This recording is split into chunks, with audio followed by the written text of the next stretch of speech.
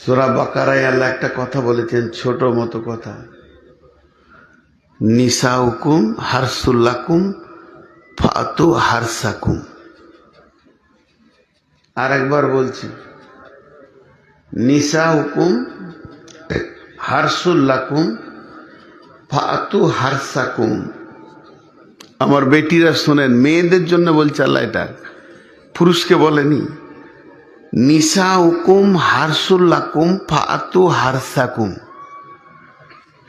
এর বাংলা হচ্ছে বেটি ছেলে গলা মেয়ে গলা তোদের জমি, তোরা চাষ করে ফসল লে, চাষ কর ফসল লে। এবার জমি বলা হলো মেয়েদেরকে কেন? জমি তো মাঠে থাকে, চাষ করলে ওই জমিতে আলু হবে, পেঁয়াজ হবে, টমেটো হবে, বেগুন হবে, কপি হবে, ধান হবে, চাল হবে, আবার ফল লাগালে আম হবে, মৌসুমি হবে, আনার হবে, বেদানা হবে, আনারস হবে, ফল ফ্রুটে ভর্তি হয়ে যাবে। তাহলে মেয়েরাকে চাষ করলে কি হবে? খুব ধ্যান দেবেন, কথাটা নেগেটিভ মাথায় নিয়ে যাবেন না, আমার তফসিরটা শুনবেন। তারপরে যদি একটু মিথ্যা কথা বলি তা আল্লাহকে জবাব লাগবে।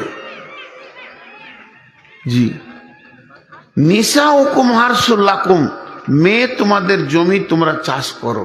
তা মেয়েরা যদি জমি হয়, কৃষক বা চাষি হবে পুরুষরা, চাষি হবে পুরুষরা। এবার আপনার মাঠে একটা জমি আছে 5 বিঘা, সেই জমিটা আপনি চাষ করছেন খুব করে, নাঙল নিয়ে গেলেন, চাষ করলেন, মাটিকে সুন্দর করে বানালেন, নিরান দিলেন, জোর দিলেন, রাসায়নিক দিলেন, সার দিলেন, কীটনাশক, যখন যেটা প্রয়োজন।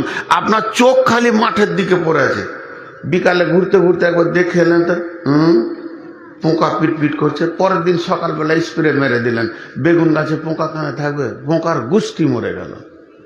তারপরের দিনে ঘুরতে গেলেন, ফুলকপি গলেন করে দেখছেন, তাই তো এখানে পানি নাই, শুকাচ্ছে, ফের পানি চালিয়ে দিলেন সাবমার্সিবল দিয়ে। মানে আপনার ধ্যান, জ্ঞান, বুদ্ধি, বিবেক, সব মেহনত যেন জমিতে পড়ে আছে, কোনো দিকে ক্ষতি হতে দিব না। যখন ফসলগুলো হারা ভাড়া হয়ে উঠছে, আপনি আনছেন, খেছেন, আর ভ্যানে করে লোড করে নিয়ে গিয়ে কালিয়ে চকে বেচছেন, আর টাকা পয়সা বানাচ্ছেন, আর আল্লাহ আপনার সুখ শান্তি দিয়েছে। এটা মাঠের জমির দিকে করছেন। মাঠের জমি যেমন কপি দেয়, মাঠের জমি যেমন টমেটোর দেয়, আলু দেয়,